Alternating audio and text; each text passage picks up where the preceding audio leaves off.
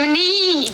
Nggih. Saya dari Taiwan. Nggih, dari Taiwan, hati-hati nggih, soalnya sekarang saya lagi live, jangan pernah menyebut nama siapapun termasuk namamu sendiri karena saya tidak ingin setelah viral kalian minta take down. Kenapa, Mbak E? Ya, makasih. Cuman saya mau bilang,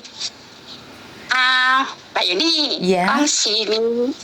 Oh, Saya kan lihat video-videonya Mbak Yuni. nggih. Yang mana, Bu? Nah, ya semua lah. Semua, dari yang bahagia, dari yang nangis-nangis, dari itu yang jumpa sama Uya itu. Oh, saya sebagai TKW dan saya punya Sri Kandinya Indonesia. Saya sangat bangga sama Mbak Yuni. Alhamdulillah Mbak Yuni mau terima telepon saya. Loh, kok nangis Mbak ini? Yuni. Iya, karena saya bangga sama Mbak Yuni. Sudah bisa, setidaknya sudah melindungi sama-sama TKW dari Hong Kong. Mungkin di Hong Kong ya banyak saudara saya mungkin. Alhamdulillah Mbak Yuni. Enggak juga, Ibu. Terima kasih banyak. Enggak juga. Mbak Yuni bisa Benar, sebentar. Satu hal. Apa yang saya lakukan itu tidak ada apa-apanya. Ini semua karena doa kalian. Jadi, apa yang terjadi sama saya hari ini, ada Pak Surya, ada Bang Martin, ada orang-orang, ada Inang, itu semua karena doa kalian. Jadi bukan karena Miss Yuni sendiri, tidak. Itu doa kalian. Aduh. Ya, pokoknya saya bangga punya Mbak Yuni, apalagi Mbak Yuni sama-sama dari Jawa Timur. Jawa Timur berbangga punya Sri Kandi di Hong Kong, di Taiwan. Di Taiwan juga ada Sri Kandi Taiwan, ya dari Jawa Timur. Saya sangat bangga, apalagi itu siapa itu yang pulang ke Indonesia itu Mas apa itu Mas dari Faisal. Taiwan itu. Itu ya sering saya lihat videonya lah kok. Saya pertama ketemu Mbak Yuni video callan sama Pak itu yang dari itu Medan ya, dari Medan. Dia pulang karena sudah nikah itu ya. Ya Allah, sekarang siapa yang di Taiwan lagi sebagai penolongnya yang di Taiwan sama anak-anak PKL itu kan. Kalau di Taiwan kan campur Mbak Yuni, ada TKL yang pekerja pabrik itu ya Mbak Yuni. Itu ya ada pembantu kayak saya gitu. Alhamdulillahnya ada perlindungan, sekarang ada perlindungan dari pemerintah melalui Pak Uya ya. Syukur alhamdulillah bisa menolong yang katanya apa, penyumbang devisa terbesar setelah migas. Benar enggak Mbak Yuni TKW? Inje. Mbak Yuni, saya sangat bangga sama Mbak Yuninya. Mudah-mudahan Mbak Yuni sehat. Amin. Diparingi rezeki yang banyak. Amin. Jangan bosan-bosan menolong sesama kita, istilahnya sesama TKW lah seperti saya. Mbak Yuni, saya sangat bangga. Saya di Taiwan 10 tahun Mbak Yuni. Cuman pindah-pindah karena majikan saya tuh meninggal. Itu jadi pindah gitu. Yang pertama saya masuk Taiwan tuh kalau nggak salah 2014 kalau nggak salah sampai sekarang.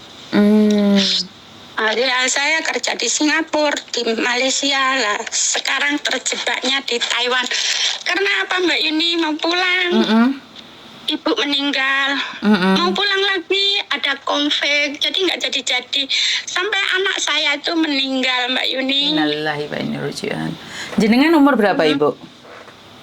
Sekarang sudah tua, sudah 53 kayaknya. 53 masih muda dong dibandingkan 60.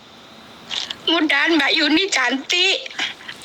Nanti kalau video call pokoknya Mbak Yuni takut sama saya. Terima kasih sekali. Ya masih 53, masih muda Ibu, nggak usah khawatir. Oh, makasih Mbak Yuni, Nggih. spotnya. Iya, saya ini di gunung Mbak Yuni. Kadang ada sinyal, ada enggak. Nah terus kan saya lihat itu di podcastnya Mbak Yuni sama Uya, ya saya menangis ya Allah. Terus saya kebetulan bisa nggak aku punya nomornya Mbak Yuninya ya Allah, gimana ini? Nggak tanya aku nemu anaknya Mbak Yuni itu, Mas siapa itu? Thomas. Mas Thomasnya loh. Kok Mas Thomasnya kok di TikTok? Nah di beranda saya di TikTok loh, kok di Banyuwangi, Mbak Yuni Banyuwangi toh. Saya nggak taunya di Jember. Tak ikutin lagi jalan-jalan di Jember. Di Jember. Terus nggak taunya lagi Mbak Yuni bilang saya dari Jember. Nah video kalian sama anak Malang itu yang Madura ya, aku Madura mana? Jember keturunan, yang bilang gitu Mbak Yuninya ya. Nggih, Habis itu Mbak Yuni ada bilang lagi, kemarin tuh tak lihat, kamu dari mana? Kamu tahu aku dari mana? Dari mana? Dari Kediri, Tabanan, Tabanan. Bukan Bu, saya lahir di Tabanan, Kediri, di Bali. Bali, Dan Bu. saya itu pernah merantau di Bali juga Mbak Yuni. Mbak Yuni. Oh, nggih. Terus 8 tahun sampai punya anak 2. Nikah langsung ke Bali sampai anak 2. Terus pulangnya saya itu Mbak Yuni pulang kampung nggak punya apa-apa, cuman baju sebadan, tahu nggak Mbak Yuni? 2000, tahun 2000. Ini yang kok, ada kok jenengan bom kayaknya itu, nangis tuh, Bu. Jangan nangis dong. Hah? Kayak nangis gitu. Yang ada bom itu Mbak Yuni. Terus saya pikir, ya Allah gimana ini, anak sudah 2, ada bom, sudah nggak ada rezeki. Nggak taunya saya bisa masuk Malaysia, bisa masuk Singapura. Alhamdulillah Mbak Yuni, walaupun gaji sedikit, saya kelateni, saya bisa bikin rumah, walaupun rumah cuma 1 kilan. Is it okay? Mama, tayacho. Terus? Ya rumahku, kan aku orang Banyuwangi Mbak Yuni, rumahku di Surabaya, tapi aku beli di Gresik soalnya suamiku orang Surabaya.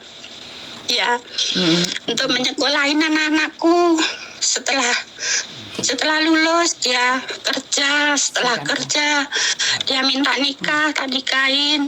Habis nikah 3 tahun dia meninggal dunia Mbak Yuni. Terus ini adiknya baru wisuda, alhamdulillah. Terus? Tinggal ya itu, ya Allah, aku bilangnya ya Allah, apa ini ya, ujianku kok berat sekali. Kan ya habis orang tua, adikku, habis itu adik-adiknya suamiku, habis itu anakku dalam jangka waktu 1 tahun Mbak Yuni. Beruntun. Apa enaknya aku sekarang di gunung, apa enaknya aku terjun ya ke sana. Aku gitu. Setelah aku melihat Mbak Yuni banyak men-support teman-teman TKW yang ada di Hong Kong. Ya Allah, aku kayaknya punya obat ini. Aku nggak boleh, aku harus berdiri tegak sekarang. Anakku masih 1, aku harus fokus yang anak yang 1 gitu. So, aku lihat Mbak Yuni, so aku terinspirasi kalau Mbak Yuni nggak boleh menyerah, nggak boleh putus asa. Bunuh diri pun nggak berguna, malah dosa ya Mbak Yuni ya. Betul. Karena anakku baru 100 harinya sekarang Mbak Yuni. Oh, innalillahi. Iya. Saya pun dan punya- jenengan nggak bisa ngelihat dia posisi masih di Taiwan, anakmu meninggal dunia dalam usia Mbak Yuni 27. Anak saya meninggal barusan. Innalillahi. Mbak Yuni, saya yo nggak nyangka kalau anakku akan meninggal secepat itu, karena saya sekarang itu nggak ada yang nelpon saya. Saya selalu kok nggak ada telepon untuk anak saya, aku gitu. Soalnya yang sering telepon itu anakku yang meninggal tuh Mbak Yuni, anakku 2 perempuan. Oh, jadi yang meninggal itu yang sering telepon ya? Iya, sekarang itu di kuping saya itu dia bilang, Bu, kalau aku meninggal gimana? Jangan bilang seperti itu. Kan gini ceritanya Mbak Yuni. Hari Jumat dia itu telepon saya seharian. Kayaknya nggak mau putus. Aku bilang, Dok, aku masih masak untuk nenek. Dok, aku mau tidurin nenek. Selalu dia iya. Setelah selesai ya udah telepon. Pokoknya nggak mau putus namanya telepon. Tapi teleponnya dia itu seneng, bahagia gitu. Bu, cepat pulang ya Bu. Lah kenapa? Nanti kalau ibunya pulang rumah terserah ibu mau dibuat apa rumahnya. Pokoknya intinya rumah itu dikembalikan saya Mbak Yuni. Lah kenapa ya Mbak, kamu mau kemana? Ya nggak kemana, kalau ibu di rumah kan tenang Bu. Ibu sudah tua, jangan merantau terus gitu. Mbak Yuni, besok paginya hari Sabtu. Besok hari Sabtu, kebiasaan dia bangun jam 4, sholat, masak. Habis itu dia bilang sama suaminya, Mas, kepalaku kok sakit. Tolong Mas, sakit gimana Dek? Ya nggak tahu ini kok sakit, nggak bisa bangun Mas. Habis itu dia muntah-muntah sebanyak-banyaknya katanya. Suaminya nolongin, ngasih teh panas, sampai bangunin tetangganya minta tolong. Akhirnya masuk rumah sakit Mbak Yuni, anak saya. Di rumah sakit katanya anak saya sudah divonis kanker otak stadium 4, sudah nggak bisa ditolong Mbak Yuni. Oh, Padahal anak itu dari lulus sekolah, kerja, sampai punya suami, nggak pernah istirahat. Istirahatnya sama minggu. Terus dibawa suaranya jenengan jauh Ibu. Suaranya jenengan jauh banget. Suaranya jenengan jauh banget. Terus habis itu dokternya bilang nggak bisa dioperasi pun nggak bisa, sedangkan anaknya pun juga nggak mau dioperasi. Bilang dokternya, aku nggak apa-apa kok Dok, aku sudah sehat, aku mau pulang Dok. Ya sebentar ya Mbaknya tenang dulu di sini, soalnya belum ada izin dari atasan. Aku mau pulang aja Dok, aku nggak apa-apa, jangan pegang-pegang saya ya Dok. Terima kasih dokter sudah merawat saya, gitu Mbak. Terus sakit di rumah sakit, koma 3 hari. Baru saya dengar 3 hari masuk rumah sakit, baru saya ditelepon sama anak keduaku, Bu, jangan kaget, Mbak Sintanya masuk rumah sakit. Lah kenapa? Mbak Sinta sakit Bu, nggak sadar.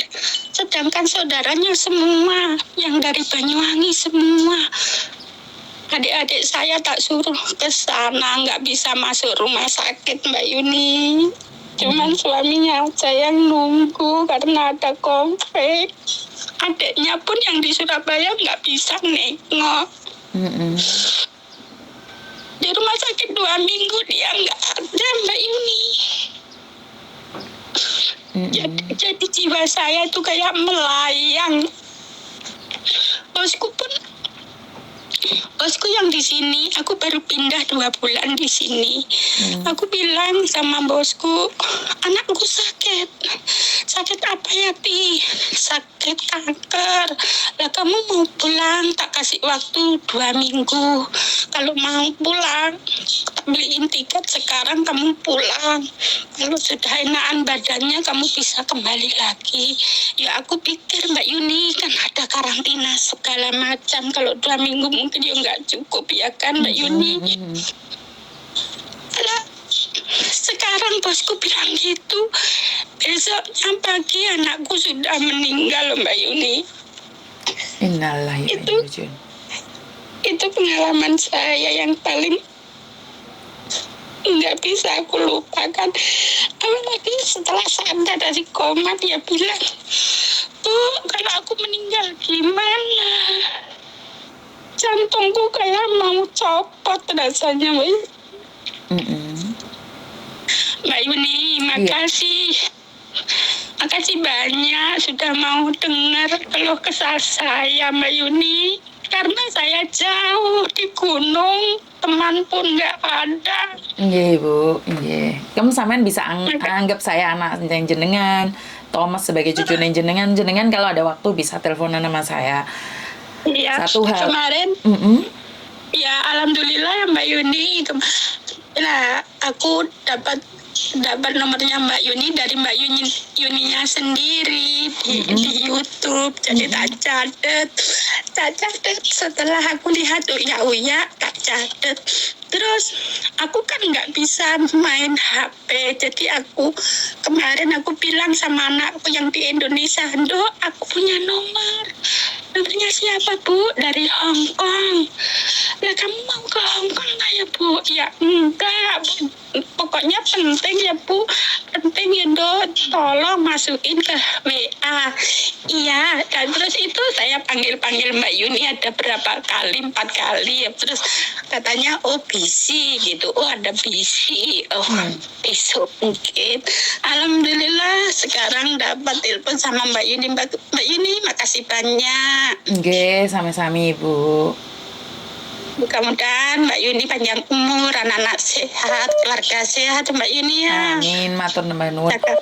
Begitu juga dengan jenengan. Iya. Begitu juga Anak-anak dengan jenengan. jaga baik-baik ya Mbak Yuni. Nggih. Karena penegasan Mbak Yuni sepertinya kok Mbak Yuni kok sepertinya kok kayak saya ya, secara mendidik anak yang katanya suruh mandiri. Anak saya ya tak suruh mandiri. Nah, katanya Mbak Yuni pernah membalang sendal ke anaknya. Loh, saya ya pernah mukul sendal ke anakku.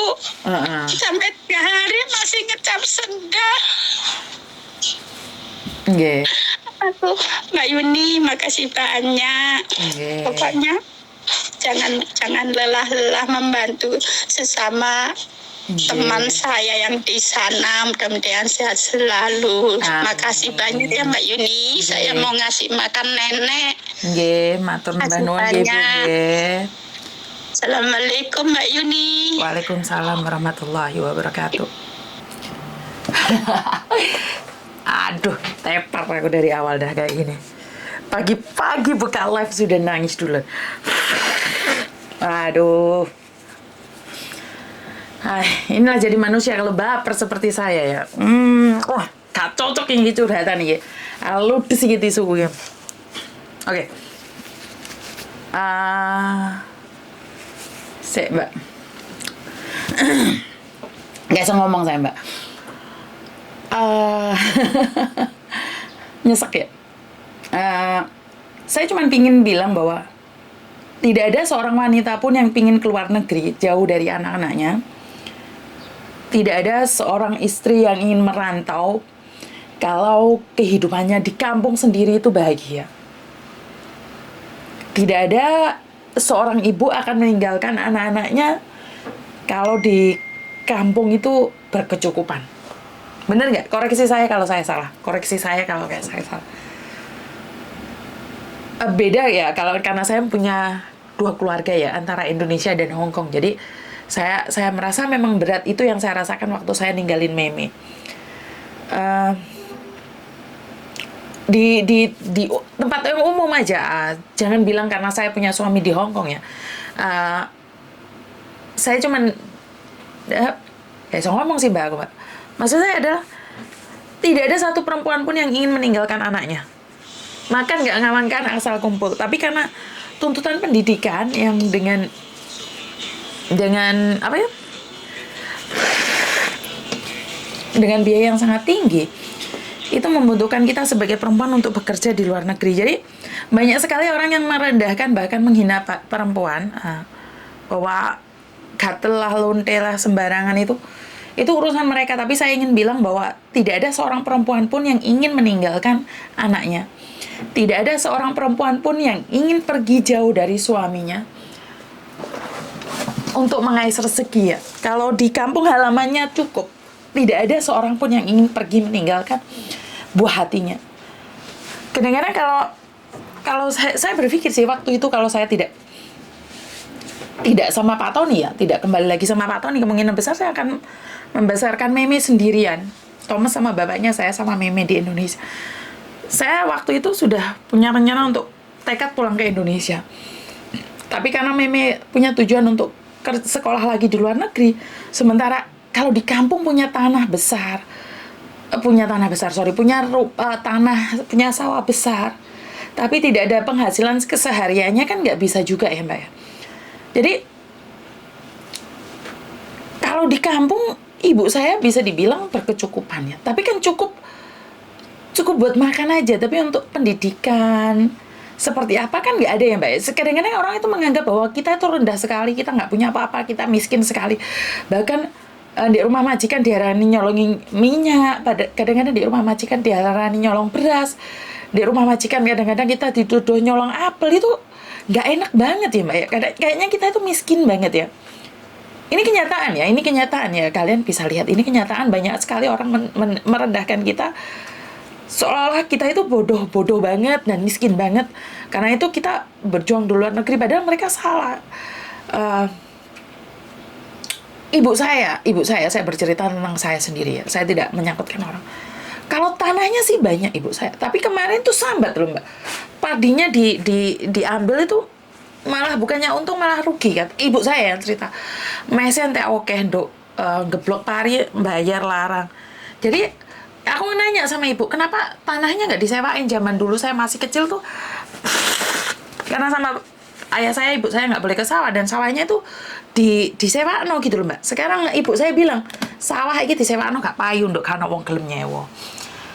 Artinya adalah kehidupan ini sekarang semakin sulit ya, ekonomi di Indonesia. Saya tidak tahu apa yang terjadi di Indonesia, tapi ekonomi itu semakin sulit dan pupuk mahal, diesel, bayar pekerja. Jadi ibu saya itu sebenarnya kalau makan nggak memang ibu saya tuh sampai sekarang itu nggak pernah minta uang sama saya. Lah saya ini mau anakku tuku sepeda anyar, aku gak ngerti. Anak saya yang cowok pulang Indonesia, anak masih numpak pesawat terbang, adiknya di Indonesia tuh kono sepeda motor baru. Padahal Meme itu punya mobil sendiri, ibu saya punya mobil sendiri, masih beli sepeda motor baru. Aku cuman mikir, sama lagi soge tak Bu Nendo? Ya enggak dok, gak soge. Di Indonesia itu bukan soge. Ada, tapi kan gak mungkin juga jual tanah untuk makan. Kan kita yang bingung itu keadaan sehari-harinya saja toh. Bener nggak? Koreksi saya kalau saya salah. Dan Indonesia itu sangat mahal untuk kesehatan ya Mbak ya. Dan pendidikan kesehatan itu sangat mahal sekali. Jadi kembali lagi seperti yang saya katakan tadi, saya tuh tidak keberatan membayar pajak. Yang penting keadilan sosial itu memang benar-benar ada gitu loh. Jadi kalau kalian berpikir bahwa Mijuni komplain pajak ben terkenal, ben viral, enggak. Saya tidak pernah bayar pajak di Indonesia, saya tidak mempermasalahkan pajak itu. Tapi kalau memang dipajaki, itu buat masyarakat itu apa gitu loh. Gini loh, kalau saya kurang tahu ya, karena saya bukan orang pemerintahan. Oke, kalau Jawa Timur itu pembantu yang jadi pembantu di luar negeri itu dicatat berapa? Dan penghasilannya pajaknya pembantu itu piro? Bener nggak itu disalurkan lagi pada pada masyarakat? Kan enggak. Kan semuanya buat orang pajak. Bener nggak sih? Koreksi saya kalau saya salah. Hitungannya memang bener. Harus pajak inilah, email lah, pajak lah, biar cukai. Bel gede sih sak duluran ini bener. Apa yang dilakukan pemerintah adalah bener. Tapi uang pajak itu gua nanti itu loh pertanyaan saya. Karena di Hong Kong saya bayar pajak mahal, tapi kesehatan di sini murah, transportasi gampang, pendidikan juga murah. Tapi bagaimana dengan Indonesia? Saya bukan orang politik dan saya tidak mempelajari ilmu perpajakan. Jadi buat teman-teman jangan salah artikan bahwa saya menantang pajak, itu bukan saya menantang pemerintah ya. Saya cuma ingin sosialisasinya dan pajaknya itu diarahkan kemana gitu loh. Kenapa sih orang-orang pajak aja yang kaya gitu loh? Saya tuh bayar pajak itu terasa punya utang. Memang Mbak, ngalah-ngalahin kredit motor. Ya, saya nggak tahu apa yang dikatakan Soimah itu benar atau salah ya. Saya tidak tahu. Terlepas itu benar atau salah, Soimah tuku omah dhewe, Mbak. Soimah ora ngerti kuwi regane omahe piro. Wong pajak wis ngerti regane piro. Nek aku tak omongin deh wong tukang pajak, tak dol ndek awakmu ben badi. Jadi kita aja yang ngeluarin masih belum tahu, wong pajak iki wis ngerti. Lu nggak ada masalah bayar pajak. Saya katakan sekali lagi, tidak ada masalah bayar pajak. Karena setiap negara itu wajib pajak. Karena pajak itu dikembalikan pada pemerintah. Tapi seandainya pajak itu dikembalikan pada pemerintah nggak masalah, dikembalikan pada rakyat nggak masalah. Tapi masalahnya pajaknya kan kayak tukut mobil toh, kayak sepeda motor toh. Buat mereka yang mewah-mewah kan. Kalau saya tidak tahu kasusnya siapa yang mukulin orang itu, siapa namanya itu, yang anaknya PBNU yang sampai koma 38 hari itu. Kalau nggak gara-gara kasus itu nggak akan kebongkar. Kan kasusnya Sambo barusan mencuat lesat sangat ganas kan. Kasus Sambo baru tutup tirai. Ini kasus ini anak yang mukulin anaknya GP Ansor itu mencuat kan. Nah dari situlah saya cuma mikir, anak-anak muda sekarang sombong. Anak-anak muda sekarang kan sombong-sombong, tapi kan duit bapak di Hong Kong tetap stabil. Saya tidak ingin membanding-bandingkan ya Mbak ya. Saya bukan kewarganegaraan Hong Kong ya. Saya cuma residen aja. Saya dicerai sama suami saya delosor-delosor pulang ke Indonesia lagi. Saya nggak punya apa-apa. Saya bukan orang kaya. Tapi di Hong Kong, kita bayar pajak berapa, dikembalikan berapa. Bahkan saya pernah dapat cek balik dari pihak Hong Kong karena saya menyatakan bahwa saya tidak bekerja. Itu ada loh. Saya mendapatkan pajak kembali itu ada loh. Kenapa? Karena saya menyatakan bahwa saya tidak bekerja. Duit pajaknya mau balik Mbak. Nah ini Indonesia pernah nggak ya? Indonesia pernah kayak gini nggak? Enggak. Jadi mereka cuma taunya bayar pajak, tapi tidak pernah ada pajak yang kembali. Kan ganas toh? Bener nggak? Sebentar, saya itu pernah bayar pajak balik pokoknya. Kok gak ono ya? Mbuh nek ndi pajaknya. Artinya adalah memang pemerintah Hong Kong itu memberikan pajak dan mengembalikannya. Bukan menyokotnya dan tidak mengembalikan sama sekali, tidak. Mereka benar-benar mengembalikan pada yang punya. Saya dulu kaget loh, sempat kaget juga loh. Masa tuh wong pajakin balene duitku. Endi yo kaono. Boh nek endi wis. Pokoknya aku pernah uang dari pajak Hong Kong itu kembalikan ke saya. Berupa cek. Iki orang apa sih, Mbak? Makanya kan aneh loh. Tapi Indonesia enggak kan? Indonesia kita itu bayar pajak ditagih kayak wong diutang. Ini ceritanya Soimah ya, saya nggak tahu ya bener apa ora Soimah ngapusi apa ora, apa pengen cari sensasi. Saya terlepas dari semua itu. Pendopo nerong dadi pajak wis nguber-nguber. Ya sudahlah, orang-orang pajak kan memang sangar-sangar dan itu bukan urusan saya. Yang saya pengen ketawa adalah orang kita sendiri gitu loh. Sing podo-podo TKW Hong Kong leng goblok-goblok nih podo TKW ini kira masalah. Saya kok bahas ini terus ya, ke bawahnya emosi Mbak. Yang sini bukan ingin memberantas pajak sih. Saya cuma ingin butuh sosialisasi kalau memang harus bayar pajak itu seperti apa dan bagaimana. Disosialisasikan. Jangan ngomong kamu pernah nulis, jangan ngomong kamu pernah baca, jangan bilang kamu sudah ngomong. Karena masyarakat kan banyak atau berubah-ubah terus. Jadi aku setiap tahun itu dapat kembalian pajak dari pemerintah Hong Kong itu ada. Jadi kita itu dapat Mbak, itu bayar pajak beneran. Sampai sing sering paketan itu dulu tahu di balennya ora pajaknya Mbak. Bener nggak? Jadi oke lah orang pajak bilang sosialisasi, tapi kan harus berterusan. Ingat loh, guru aja ngajarin itu tidak semua muridnya bisa menangkap pelajarannya. Ya pelan-pelan. Kalau mereka nggak paham, oh jogo coklat, oh jogo kuaci, kowe lek kirim kuaci 10 bungkus tak colong loro, ngono kan ana peraturan itu. Iya ora.